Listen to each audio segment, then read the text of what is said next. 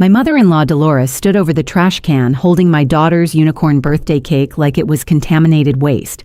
The 3 layers of vanilla cake I'd spent hours decorating were about to meet coffee grounds and last night's leftovers. "She doesn't deserve a celebration," she announced to everyone at my 7-year-old's party. The words cut through the happy birthday song we'd been singing just seconds before. My husband Craig just stood there, silent as always, his hands frozen mid-clap while our daughter Rosalie watched her grandmother destroy what was supposed to be the highlight of her special day. The other parents gasped. The children went quiet. But what happened next made Dolores wish she'd never stepped foot in our house. I'm Bethany, and I'm about to tell you how my 7-year-old daughter outsmarted the woman who'd been making our lives miserable for years. I'm 34 years old, an elementary school teacher who thought I understood kids pretty well until my own daughter showed me what real courage looks like. My daughter Rosalie had just turned 7 that day. She's the kind of kid who names her stuffed animals after Supreme Court justices and insists on reading the news with me every morning. Smart doesn't even begin to cover it. She has this way of observing everything while pretending to be absorbed in her coloring books or tablet games.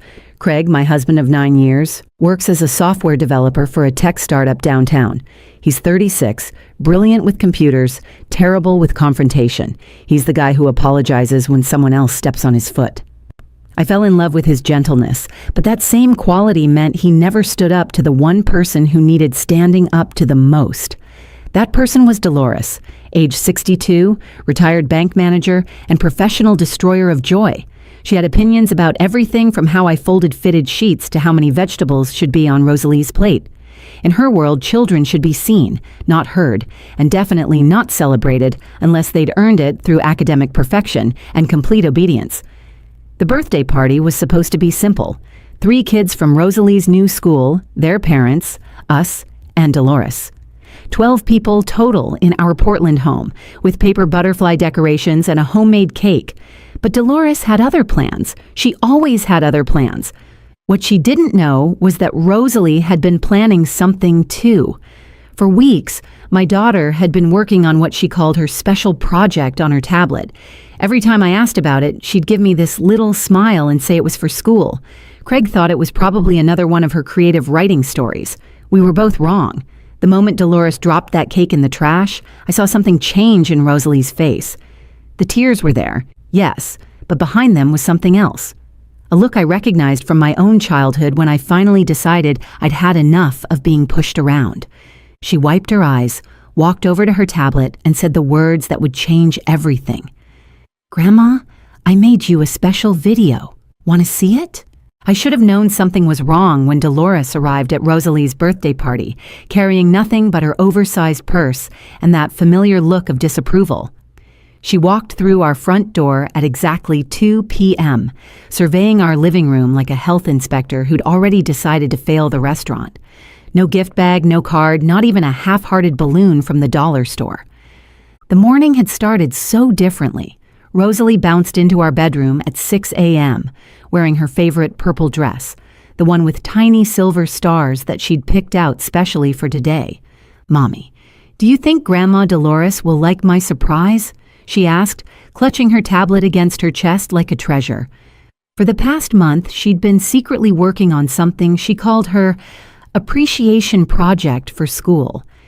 Every time I walked into her room, she'd quickly minimize the screen and start playing some game about digital pets. "I'm sure she'll love whatever you made, sweetheart," I told her, though the words felt heavy with doubt. Dolores hadn't loved anything we'd done in the 3 years since we'd moved to Portland for Craig's job. Our small craftsman house was transformed for the occasion. Rosalie and I had spent 3 evenings cutting and folding paper butterflies in every shade of purple and pink. We'd strung them from fishing line across the ceiling, and when the afternoon light hit them through the windows, they cast dancing shadows on the walls. The dining table wore my grandmother's lace tablecloth, and I'd set it with mismatched vintage plates I'd collected from estate sales and thrift stores. Each plate told a story, had a history, just like I wanted Rosalie to understand that imperfect things could still be beautiful. The centerpiece of it all was the cake. I'd stayed up until 2 a.m. the night before, carefully piping buttercream roses and sculpting a fondant unicorn with a rainbow mane. 3 layers of vanilla cake with strawberry filling, Rosalie's favorite. She'd drawn me a picture of exactly what she wanted, down to the unicorn's pink hooves and golden horn. "Remember when Grandma said unicorns are silly and I'm too old for them?" Rosalie had asked while we were mixing the batter together 2 days earlier. "I remember," I said, letting her lick the spoon. "I still want one. Maybe when she sees how pretty it is, she'll understand why I love them." That morning, Craig was conveniently busy in the garage, supposedly getting ice but really just avoiding the pre-party preparations. He'd been doing that more lately, finding reasons to be elsewhere when his mother's visits loomed. His weekly calls with her had become exercises in deflection. "Mom's just traditional," he'd say after hanging up, rubbing his temples. "She means well." But meaning well and doing well are 2 different things, and Dolores had been steadily chipping away at our family since the day Craig proposed to me. "A teacher?" she'd said when he told her my profession. "Well, I suppose someone has to do it." As if shaping young minds was equivalent to mopping floors. My parents lived across the country in Boston, too far to make it for every birthday, but never too far to send love. They'd shipped a package that arrived 3 days early with strict instructions not to open until the big day. My sister Nadine was supposed to fly in from Chicago, but her flight got canceled due to storms. She'd FaceTime that morning, singing happy birthday while Rosalie ate her special birthday pancakes shaped like butterflies. "Give Dolores hell," Nadine had whispered to me when Rosalie ran off to get dressed. "She's Craig's mother." "I have to try," I whispered back. "You've been trying for 9 years, Beth. When's he going to try?" The invited guests were intentionally limited. 3 kids from Rosalie's new school were coming with their parents. Indigo, a boy with bright red hair who shared Rosalie's love of astronomy. Waverly, a quiet girl who'd been teaching Rosalie origami at recess. And Jasper, the class clown who made my daughter laugh until milk came out her nose. Their parents were the kind of people who brought homemade cookies to PTA meetings and actually volunteered for field trips. I'd spent the morning arranging everything perfectly. Party favors in small purple bags, each containing a handmade butterfly clip, some candy, and a small notebook because Rosalie insisted her friends would love them. The playlist was carefully curated with songs about birthdays, dreams, and magic. Even our ancient golden retriever, Biscuit, wore a festive bandana. Craig emerged from the garage carrying exactly 1 bag of ice, wearing the same resigned expression he always wore before his mother's visits. "She's going to find something wrong," he said, not meeting my eyes. "She always does," I replied, straightening Rosalie's special birthday crown one more time. "But today's not about her." How wrong I was. It was about to become all about Dolores, just not in the way any of us expected. The trouble started the moment Dolores walked through the door. She surveyed the decorations with pursed lips, her eyes tracking across every paper butterfly like she was calculating the waste of time and money they represented. "All this for a 7-year-old? Bethany, this is excessive. Children in my day were grateful for a simple cake and family dinner." "Mom, please," Craig muttered from behind his coffee mug, his standard defensive position. "It's her birthday." And last month, it was her half-birthday. And before that, a celebration for losing her first tooth. You're raising an entitled princess who expects the world to revolve around her. Rosalie, who had been carefully arranging party favors on the coffee table, heard every word. I watched her shoulders drop slightly, but she kept working, placing each bag with the same precision she used for everything. That's when I noticed she'd placed a special party hat at Dolores' spot at the table, one she'd decorated herself with "World's Best Grandma," written in silver glitter glue. She'd spent an hour on it last night, her tongue poking out in concentration as she made sure each letter was perfect. The other families arrived in quick succession. The Johnsons with Indigo, who immediately ran to show Rosalie his new telescope app. The Patels with Waverly, carrying a gift wrapped in paper she'd painted herself. The Turners with Jasper, who burst through the door already telling jokes. The parents gravitated toward the kitchen where I'd set up drinks and appetizers, making the polite conversation that flows between people who know each other through their children. Dolores positioned herself in the corner chair like a queen holding court, occasionally making pronouncements to anyone within earshot. In my generation, children played outside instead of staring at screens. she announced when Indigo showed the kids his tablet. Sugar is poison for developing minds, she declared as Waverly's mom helped herself to a cupcake. Children today have no discipline, she observed when Jasper laughed too loudly at his own joke. Craig floated between rooms, refilling drinks and avoiding eye contact with everyone. I caught him in the kitchen during one of his escapes. Can you please talk to your mother? She's making everyone uncomfortable. She's just being herself, he said, which was exactly the problem. Then be yourself for once and tell her to stop. He opened his mouth to respond, but we heard Dolores's voice rise from the living room. Rosalie, posture. You're slouching like a common street child. I returned to find my daughter sitting ramrod straight, her party crown slightly askew, trying to maintain perfect posture while playing a board game with her friends. The other parents exchanged glances. Waverly's mom moved closer to the children, creating a subtle barrier between them and Dolores. For an hour, we maintained this uneasy peace.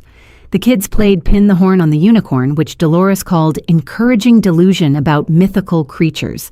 They did face painting, which she deemed teaching vanity. They played musical chairs, which she labeled promoting aggressive competition. Then came time for the cake. I dimmed the lights and carried it in from the kitchen, the 7 candles plus 1 for good luck, casting a warm glow on Rosalie's expectant face. Everyone started singing, even Craig managing to raise his voice above a whisper. Rosalie closed her eyes, ready to make her wish. That's when Dolores stood up. Stop this nonsense right now. Her voice cut through the singing like a blade. The room fell silent instantly. This child got a C on her spelling test last week, Craig told me himself. And she's being rewarded with this spectacle? This is what's wrong with your generation, Bethany. No consequences, no standards, just endless celebration of mediocrity. Mom, that's enough, Craig said weakly, but his mother was already moving.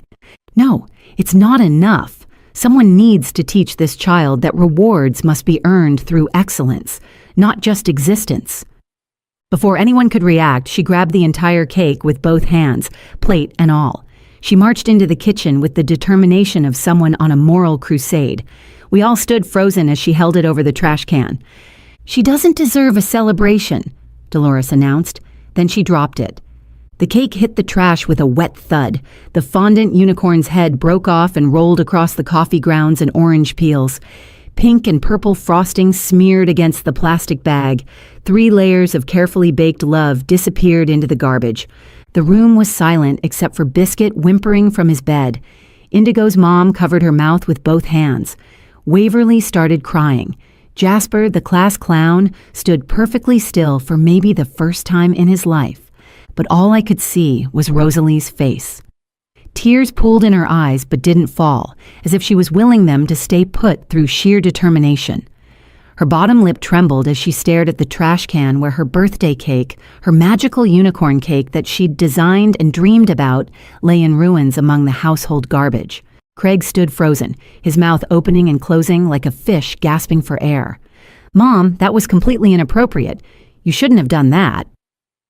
Someone had to be the adult here, Dolores replied, brushing imaginary crumbs from her hands with the satisfaction of someone who'd just performed a public service. When children fail, they face consequences. That's how they learn. I wanted to scream. I wanted to grab Dolores by her perfectly styled gray hair and drag her out of my house. My hands actually shook with the effort of keeping them at my sides. Every maternal instinct in my body roared to life, demanding I protect my child, defend her, do something, anything to erase the hurt on her face. Indigo's dad stepped forward. Mrs. Dolores, I think you should apologize. That was cruel. Cruel is letting a child believe she's special when she's average, Dolores shot back. Cruel is setting her up for a lifetime of disappointment when the real world doesn't hand out prizes for participation. She's 7 years old, Waverly's mom exclaimed, pulling her daughter closer. Old enough to learn that actions have consequences. A C in spelling?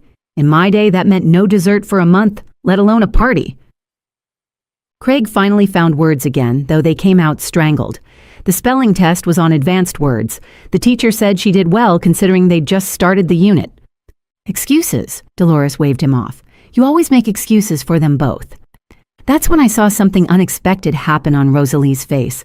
The tears that had been threatening to fall suddenly stopped. She wiped her eyes with the back of her hand and then she smiled. Not a sad smile or a forced one, but the same mischievous grin she got when she figured out the answer to a difficult puzzle or successfully pulled off a magic trick she'd been practicing. "Grandma Dolores," she said, her voice surprisingly steady and clear. "I understand you're disappointed in me, but I made something special for you. Can I show you? Please?" Dolores huffed, adjusting her purse strap. "I suppose, though I don't see how anything could excuse this behavior and these grades." "It's a video," Rosalie interrupted, her excitement seeming genuine as she ran to get her tablet from the living room. She handled it carefully, like it contained something precious. "I made it for school, but it's really for you. My teacher, Mrs. Chen, said it was the best project in the class. I got an A+ on it." That caught Dolores's attention. Her eyebrows raised slightly. "An A+? Well, why didn't anyone mention this earlier?" "Because it was supposed to be a surprise for today," Rosalie said, connecting the tablet to our smart TV with practiced ease. "I've been working on it for a whole month, every day after school, sometimes during lunch too." Craig looked at me questioningly. I shrugged, as confused as he was. Rosalie had mentioned a school project, but she'd been secretive about the details. "It's called The Important Women in My Life," Rosalie announced, navigating to her files with quick fingers. "You're the star, Grandma. The whole thing is about you and what you've taught me." Dolores's expression shifted from irritation to intrigue, then to something approaching pleasure. She smoothed her skirt and sat down in the prime viewing spot on our couch, directly facing the TV. "Well, I must say this is unexpected. At least someone recognizes the importance of honoring your elders." "Oh, you're definitely honored in this," Rosalie said, and something in her tone made me look at her more closely. There was a glint in her eye I'd seen before, usually right before she checkmated Craig in chess or revealed she'd known about her Christmas presents all along. The other parents remained standing awkwardly, unsure whether to stay or leave. Jasper's mom started to gather their things, but Rosalie turned to them. "Please stay. Everyone should see this. It's educational." "Yes, stay," Dolores commanded, now fully invested in being the center of attention. "Perhaps you'll all learn something about proper values and the importance of grandmother figures in children's lives." Craig moved closer to me, perhaps sensing the shift in atmosphere. Even Biscuit had emerged from his bed, tail wagging tentatively as if the tension in the room had lifted. Rosalie stood by the TV like a tiny presenter, her birthday crown still slightly crooked but her bearing confident. "This took a lot of research. I had to gather what Mrs. Chen called primary sources. Do you know what those are, Grandma?" "Of course I do," Dolores sniffed. "Original documents and first-hand evidence." "Exactly," Rosalie beamed. "And I found so much evidence. So much. You're going to be amazed at how much I learned from watching you." She pressed play with a flourish, then stepped back to stand between Craig and me. I felt her small hand slip into mine, and she squeezed it 3 times. Our secret code for "I love you." The TV screen came to life with the cheerful opening notes of what sounded like a children's educational program theme song. The video opened with cheerful music and the title in colorful letters, "The Important Women in My Life" by Rosalie Mitchell. Then Rosalie's recorded voice began sweet and clear. "The most important woman in my life is my Grandma Dolores. I want to show everyone why she's so special and what she's taught me about life." Dolores preened, sitting up straighter and casting a satisfied look around the room. "Well, it's about time someone recognized my contributions to this family." The screen transitioned to a photo of Dolores at last year's Christmas dinner, looking regal in her navy dress. Rosalie's voiceover continued, "My Grandma Dolores has taught me so many important lessons. Let me share them with you." Then the first video clip played. The image was slightly shaky, clearly filmed from tablet height.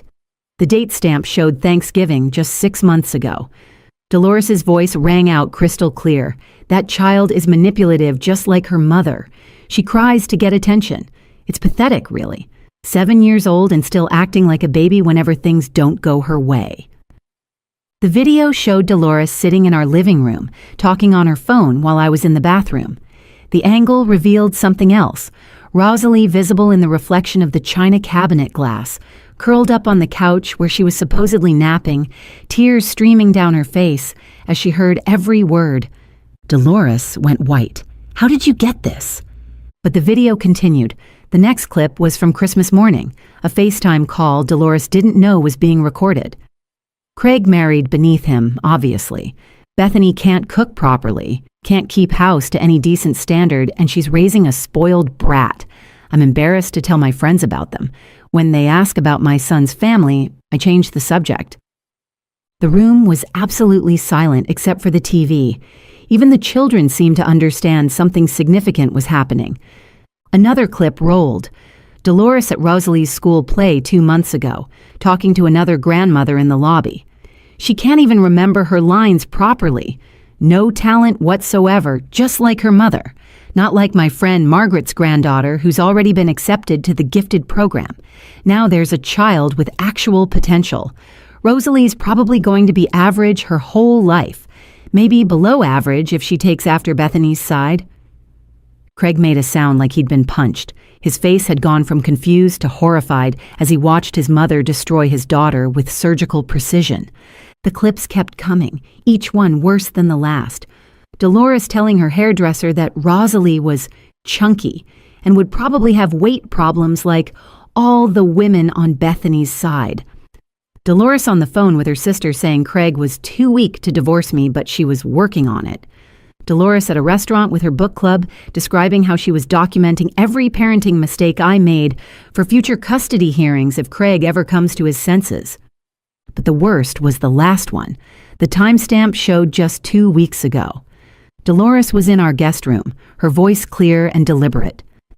"I'm thinking of telling Craig to file for divorce while Rosalie's still young enough to forget Bethany, get full custody and start over with someone more suitable. That woman and her daughter are dragging him down socially and financially. Rosalie's probably not even going to amount to anything with those genes. Bad breeding always shows, eventually. Maybe if Craig remarries someone with better genetics, the next child will have a chance at success." The video transitioned to a new scene. Rosalie appeared on screen, sitting at her desk in her bedroom, looking directly at the camera. "My grandma Dolores taught me important lessons. She taught me that words can hurt worse than falling off my bike. She taught me that family isn't always kind. She taught me that some people smile at you while saying mean things about you when they think you can't hear." The Rosalie on screen held up her tablet. "But the most important thing she taught me was to always stand up for myself and my mommy. She taught me that bullies come in all shapes and sizes, even grandmother sizes. And she taught me that evidence is important when dealing with someone who lies about being nice." The video ended with credits rolling over happy music. Special thanks to my tablet's voice-activated recording feature, cloud storage, and Mrs. Chen, who taught us about documenting sources. Also, thank you to Mommy for always hugging me after Grandma's visits, even when she didn't know I needed them. The final screen showed a dedication. This video is dedicated to all kids who have relatives that pretend to love them, but actually don't. You're not alone, and it's not your fault. The TV went black. The room remained completely silent. Dolores's face had gone from white to red. Dolores grabbed her purse with shaking hands, her knuckles white as she clutched the leather straps. "This is an invasion of privacy. This is illegal. Craig, your daughter invaded my privacy and you're going to let her get away with this?" My daughter," Craig interrupted, and his voice had a strength I hadn't heard in 9 years of marriage, "just showed me what a fool I've been. What kind of coward I've been. Mom, you threw her birthday cake in the trash. You've been poisoning our family for years, and I let it happen because I was too afraid to stand up to you, too afraid to protect the 2 people who matter most to me." "You're taking their side?" Dolores shrieked, standing up so fast she knocked over a glass of water on the coffee table. "After everything I've done for you?" "What have you done, Mom? Tell me. Because what I just saw was you systematically trying to destroy my wife's confidence and my daughter's self-esteem. You called my 7-year-old manipulative. You said she had bad genes. You talked about taking her away from her mother. What kind of grandmother does that?" Dolores turned to the other parents, seeking support. "This is a setup. They coached her to do this to humiliate me." Indigo's mom stepped forward. "Ma'am, no one could coach that kind of pain. We all saw that little girl crying on the couch while you talked about her like she was garbage. That was real." "You don't understand," Dolores sputtered. "I was trying to help them improve." "By calling me fat?" Rosalie asked quietly. "By saying I'll never amount to anything? By trying to make Daddy divorce Mommy?" Dolores stormed toward the door, then turned back for one final attack. "You'll regret this. I'll tell everyone what you've done. I'll make sure everyone knows what kind of child you're raising." "Good," I said, finding my voice at last. "Tell them about the 7-year-old who stood up to a bully. Tell them about the little girl who was brave enough to show the truth. I'm sure that story will go exactly how you think it will." Dolores slammed the door so hard that 3 paper butterflies fell from the ceiling, drifting down like purple snow. The room stayed quiet for a moment. Then Indigo started clapping. His parents joined in, then Waverly's family, then the Turners. Soon everyone was applauding, and Rosalie took a little bow, her crown finally falling off completely. "Mrs. Mitchell," Waverly's mom said, reaching into her large tote bag, "I have an extra cake in my car. I always bring a backup because I have anxiety about disasters. Would you like me to get it?" 20 minutes later, we were singing Happy Birthday again, this time around a store-bought chocolate cake that tasted like freedom. Craig held my hand throughout the song, squeezing it occasionally as if to apologize for years of silence.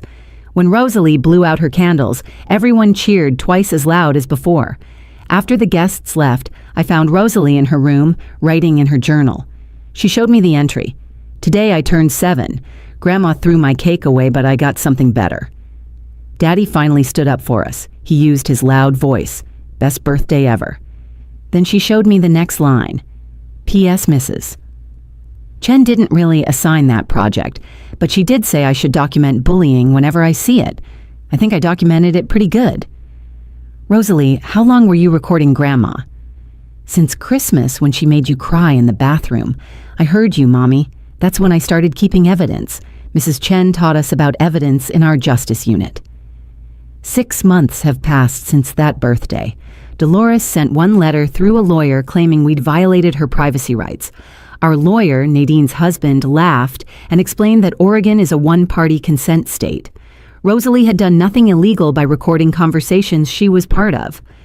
Craig goes to therapy now every Thursday at 4 p.m. He's learning to use his voice, to set boundaries, to protect instead of just provide. Last week, he told his boss he wouldn't work weekends anymore. "My daughter is growing up fast," he said. "I won't miss it." Rosalie started a kindness club at school where kids document acts of kindness instead of cruelty. Her teacher gave her a real A+ this time for her presentation on standing up to bullies even when they're family. The local news even did a story about it, though we kept the details of Grandma Dolores private. The unicorn birthday cake became legendary in our neighborhood. Sometimes other moms stop me at the grocery store to say they heard about what happened and good for us for standing up for ourselves. But the best moment came last week when Rosalie asked me, "Mommy, do you think I was mean to Grandma?" "No, sweetheart, you showed the truth. That's not mean, that's brave." She smiled and went back to her homework, then looked up again. "Maybe someday Grandma will say sorry and we can try again." That's my daughter. Even after everything, her heart stays open to the possibility of change, of redemption, of love winning in the end. If you enjoyed this story, please give it a like and share it with someone who needs to hear that. Standing up to family bullies is not only okay, it's necessary. Drop a comment below about a time you or someone you know stood up to difficult family members. And don't forget to subscribe to our channel for more stories about families finding their courage, kids teaching adults about bravery, and the power of truth told at exactly the right moment. Remember, sometimes the smallest voices speak the loudest truths.